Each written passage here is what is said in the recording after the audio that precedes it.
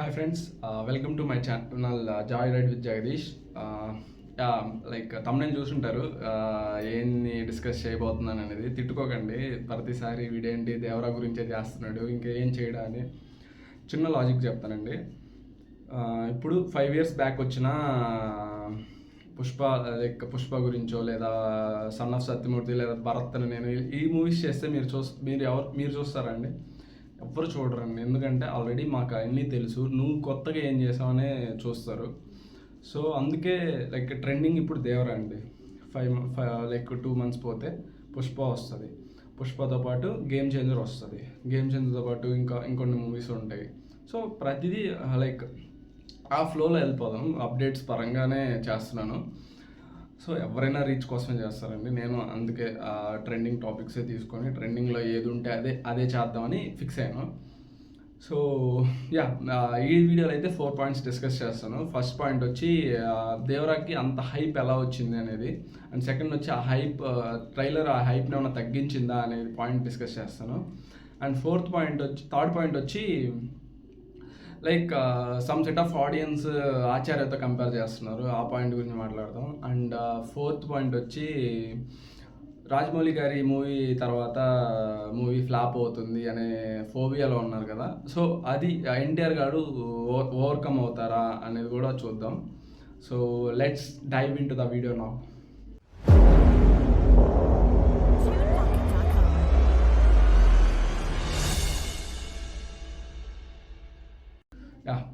Like first point తీసుకుంటే hype ఎలా వచ్చిందంటే, ప్రతి ఒక్క ఆర్టిస్ట్ అండి, ప్రొడ్యూసర్ కళ్యాణ్ రామ్తో గారి సహా ప్రతి ఒక్క ఆర్టిస్ట్ అనేవాళ్ళు ఈ మూవీకి హైప్ ఇస్తూనే ఉన్నారండి. ఎలా అంటే, సో ఇప్పుడు సమ్ ఆఫ్ ఇంటర్వ్యూస్కి వెళ్తుంటారు. ఇప్పుడు కళ్యాణ్ రామ్ గారే తీసుకుంటే ఆయన చేసిన ప్రతి ఇంటర్వ్యూలో దేవరా గురించి అడిగితే దేవరా అనేది విజువల్ పరంగా హాలీవుడ్ రేంజ్లో ఉంటుంది.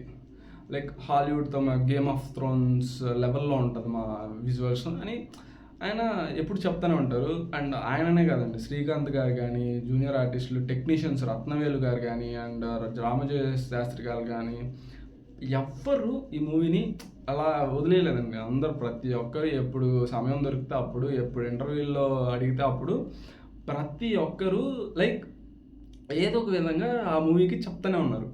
సో అలా హైప్ బిల్డ్ అయింది. ఇప్పుడు సపోజ్ ఒక ప్రోడక్ట్ అనేది, ఒక సోపే తీసుకుందాం. ఆ సోప్ రిలీజ్ అయింది. సోపు మార్కెట్లో వదలాలంటే జస్ట్ అట్లా వదిలేస్తే ఎవరు కొనరు కదండి. సో కొత్త సోపు ఎలా ఉంటుందో మనకు తెలీదు. అదే సోపు ఒక సెలబ్రిటీని తీసుకొని సెలబ్రిటీ చేత ప్రమోట్ చేయించి ఆయన్ని బ్రాండ్ అంబాసిడర్గా చేస్తే మనకి చూసాం రీసెంట్గా చాలా ఎగ్జాంపుల్స్ ఉన్నాయి అలా ప్రమోట్ చేసుకోవడం. సో సేమ్ లైక్ ఇక్కడ కూడా వాళ్ళు ప్రమోట్ చేసుకుంటేనే మూవీ చూస్తారండి. 100కి 100 మంది చూస్తారని కాదు, 100లో ఒక 80-90 మంది చూసినా వాళ్ళకి రిజల్ట్ వచ్చినట్టే.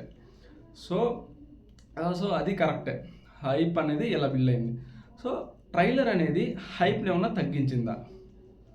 నాకైతే అవుననే అనిపించింది. ఎందుకంటే అది పాజిటివ్ నెగిటివ్ అంటే సమ్వాట్ పాజిటివ్ అని చెప్తా. ఎందుకంటే ఇప్పుడు సపోజ్ ఫుల్ హైప్లో అట్లా థియేటర్లకు వెళ్ళారంటే డైహార్డ్ ఫ్యాన్స్కి పక్కా నచ్చేస్తుందండి. నేను చెప్పేది నార్మల్ ఆడియన్స్ గురించి. నార్మల్ ఆడియన్స్కి నచ్చితేనే మూవీ అనేది బిగ్గర్ హిట్ అవుతుందండి.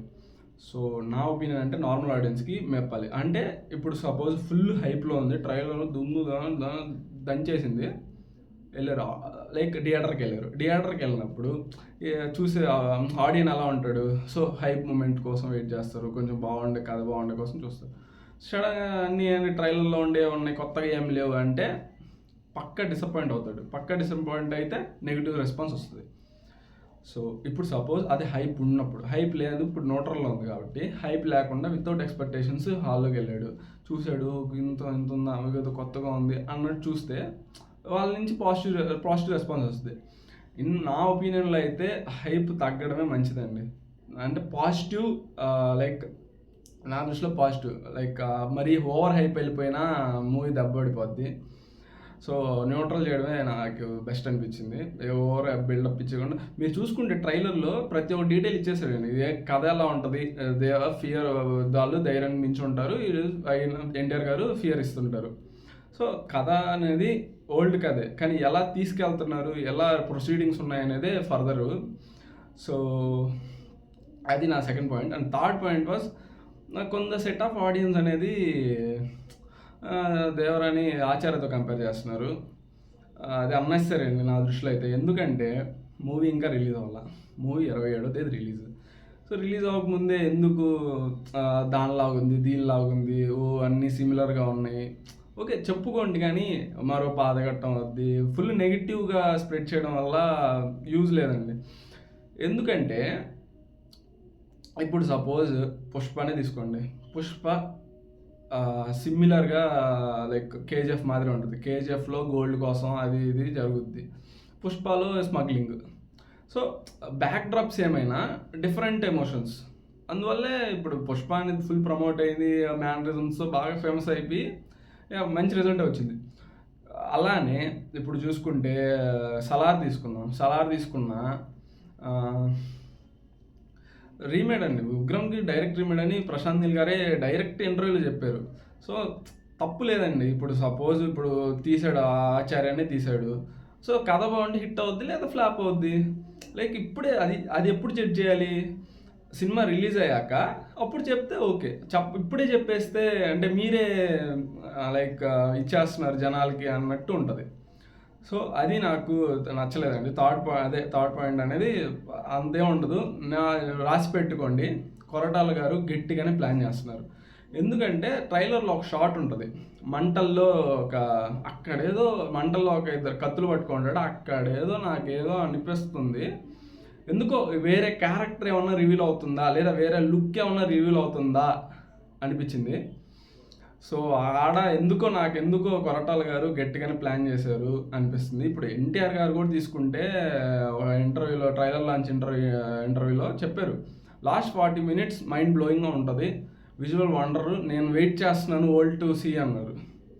సో అంత నమ్ముతున్నప్పుడు ఆషామాషిగా ఉండదండి. ఎన్టీఆర్ గారు కూడా తీసుకుంటే టెంపర్ నుంచి ఆయన కథ సెలక్షన్ కానీ కథ వేరియేషన్స్ చూస్తున్నారు, కథ ఉంటేనే మూవీ అన్నట్టే ఉంది ఎన్టీఆర్ గారి స్క్రిప్ట్ సెలక్షన్. సో అదండి నాకు third point. And fourth point, NTR గారు లైక్ రాజమౌళి గారి సినిమా పక్కన ఎన్టీఆర్ గారి లైక్ ఫ్లాప్ వస్తుంది, ఎన్టీఆర్ గారు దాన్ని ఓవర్కమ్ అవుతారా అంటే ఓవర్కమ్ అవుతారండి. గట్టిగా రాసి పెట్టుకోండి, ఖచ్చితంగా ఓవర్కమ్ అవుతారనే నాకు అనిపిస్తుంది. అవ్వాలనే కోరుకుంటున్నా. ఏదో నువ్వేరా సినిమా తీసావు అనొచ్చు, అలా కాదు. లైక్ నాకు ఎందుకు అనిపిస్తుంది అంటే, ఇప్పుడండి ఎన్టీఆర్ గారు లైక్ 6 years తర్వాత సింగిల్ మూవీ చేసేది. So pan Indian level stardom వచ్చినప్పుడు అంత చిన్న కథలకి ఓకే చెప్పరండి అంత ఈజీగా. అంటే కొరటాల గారు కూడా ఒక బిగ్గెస్ట్ డిజాస్టర్ చూశారు, ఎంత నెగిటివిటీ ఫేస్ చేస్తారో మనందరం చూసాం. సో అంత ఈజీగా ఈ కథని ఏదో ఆషామాషిగా లైక్ అది రివెంజ్ ఇది అన్నట్టు తీరండి. ఏదో ఒక పాయింట్ ఉంటుంది, పక్కా ఉండేటట్టే చూసుకుంటారు. సో నాకెందుకో కొరటాల గారు, ఎన్టీఆర్ గారు గట్టిగా ప్లాన్ చేశారు అనిపిస్తుంది. లైక్ మీకేమనిపిస్తుందో కింద కామెంట్ చేయండి మూవీ గురించి, నేను తెలుసుకుంటా మీ ఒపీనియన్. సో నాకైతే ఓవర్కమ్ అవుతారనిపిస్తుందండి. సో మీ ఒపీనియన్ ఎందుకు కింద కామెంట్ చేయండి. ఇప్పుడు దాకా చూసి నచ్చుంటే please subscribe to my channel. And ఇంకోటండి, నెక్స్ట్ వీడియోస్కి, లాంగ్ వీడియోస్కి కంటెంట్ ఏందో మీరు రికమెండ్ చేయండి కింద కామెంట్స్లో.